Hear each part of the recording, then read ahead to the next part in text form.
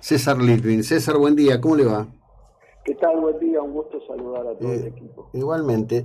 Viendo la repercusión claramente negativa que ha tenido este tema de la idea y o impulso del gobierno nacional de habilitar a las provincias a la creación de nuevos impuestos, no deja de llamarme la atención el poco registro que existe en referencia al hecho de que desde 2009 existe en la provincia de Buenos Aires el impuesto a la herencia, impulsado justamente por el exgobernador Scioli, y si mal no tengo presente, era su ministro de Economía, Silvina Batakis, la misma funcionaria política que ahora aparece hablando del impuesto como un impuesto que goza de prestigio en el mundo. Sí, bueno, efectivamente está vigente en la provincia de Buenos Aires. La vigencia fue suspendida por un año y tiene vigencia desde el 1 de enero del 2011. O sea que ya pasaron 10 años de vigencia de este impuesto. Es cierto que goza de buen prestigio este impuesto porque es equitativo, pero lo que no dice el gobierno es que este impuesto es incompatible con un impuesto patrimonial como en la Argentina tenemos, que es bienes personales. Los países que eligen uno u otro, pero no los dos. En la Argentina ya tenemos bienes personales y en las próximas horas va a tener un aumento exorbitante de las alícuotas, tan exorbitantes que puede generar conflictividad en algunos casos. Lo criticable es que convivan en el mismo lecho los dos impuestos que gravan los mismos bienes. Y eso genera una superposición de impuestos porque todos los años se pagan bienes personales y cuando se transmite ese bien gratuitamente se va a volver a pagar un impuesto sobre donaciones, herencias, legados, anticipos de herencia. Entonces, yo creo que hay que elegir entre uno y otro y no los dos. Por eso tiene tanta crítica de la doctrina. En el mundo existen 33 países que lo aplican, 33, entre ellos Estados Unidos, pero ninguno de los 33 tiene impuestos patrimoniales que convivan con este tipo de impuestos, porque se produce, como dije, esa superposición de impuestos y está más cerca de generar una confiscatoriedad los impuestos que pagan estos bienes que pueden producir una renta limitada. Claro. Ahora, en este escenario, ¿no? Con este impuesto a la riqueza y esta cuestión, me da la impresión que esto va a terminar jurídicamente de modo controversial. Sí, claro, va a haber muchos litigios, incluso va a haber litigios entre provincias, porque si alguna provincia decide no incluir este impuesto y otra sí, puede que haya conflictos porque normalmente un ciudadano argentino puede tener bienes en distintas provincias. Y entonces, si una le intenta cobrar impuestos de bienes que están en la otra provincia, que esto fue lo que sucedió con Entre Ríos. Entre Ríos era la otra única provincia, además de provincia de Buenos Aires, que tenía este impuesto.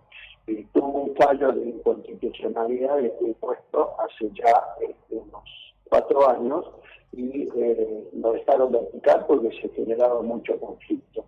Cuando se aplica a nivel provincial y no todas aplican este impuesto, es una fuente de conflicto. Pero en sí mismo el impuesto es una fuente de conflicto y de litigio, porque, insisto, va a estar conviviendo con otro impuesto de características similares. Claro. Imaginemos un inmueble, ¿sí? Un inmueble que supera determinado monto.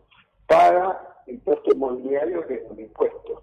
Después paga bienes personales, que es un impuesto. Y después, cuando se transmite el bien, va a pagar este impuesto a la transmisión gratuita de bienes. ¿Sí? Hay una triplicación de imposición sobre el mismo bien. Entonces, me parece que en la realidad y la coyuntura argentina de hoy, donde estamos atravesando todavía una pandemia que tiene cada tanto limitación de actividades y que tuvimos una cuarentena extendida en el tiempo, de forma exagerada, el sector privado quedó necesitando, no que lo asfixien con más impuestos, sino necesita un respirador, para que nos ayuden a seguir creando riqueza, porque el gran problema que tenemos hoy en Argentina es el nivel de pobreza.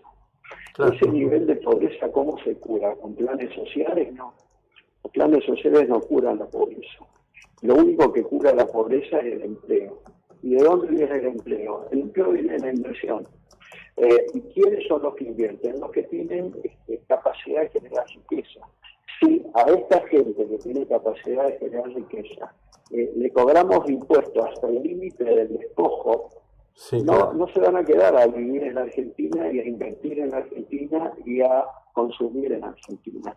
Y ese es el fenómeno que se ha producido en los últimos 2 años, que mucha gente pidió la residencia tributaria en Uruguay y se fue a vivir a Uruguay. ¿Por qué Uruguay?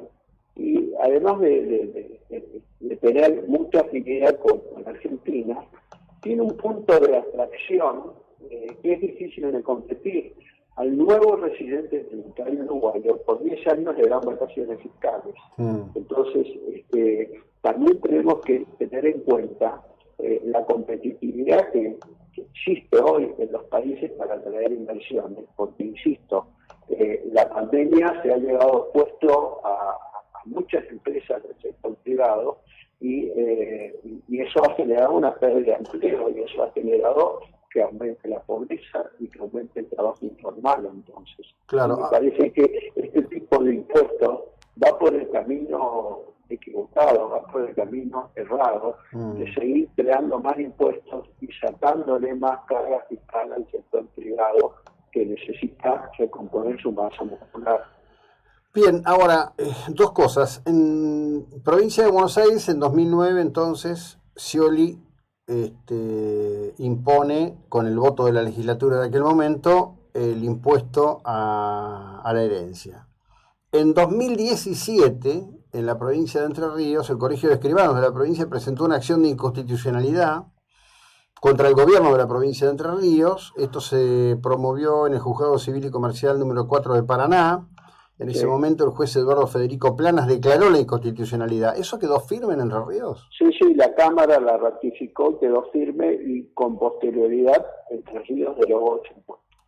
Bien, ahora, eso no derramó sobre Buenos Aires. En Buenos Aires no pasó nada. No, en Buenos Aires no pasó nada y tampoco tiene una recaudación significativa esto. Ajá, bien. Bueno, es muy bueno poder ir teniendo un panorama porque la verdad que crea una gran incertidumbre, una gran incomodidad en los vecinos en general. Le agradezco enormemente, César, como siempre, que nos ilustre sobre estos temas. Un gusto, que tengan buena jornada. Bueno, César Litvin, CEO de Lisicki, Litvin y Asociados.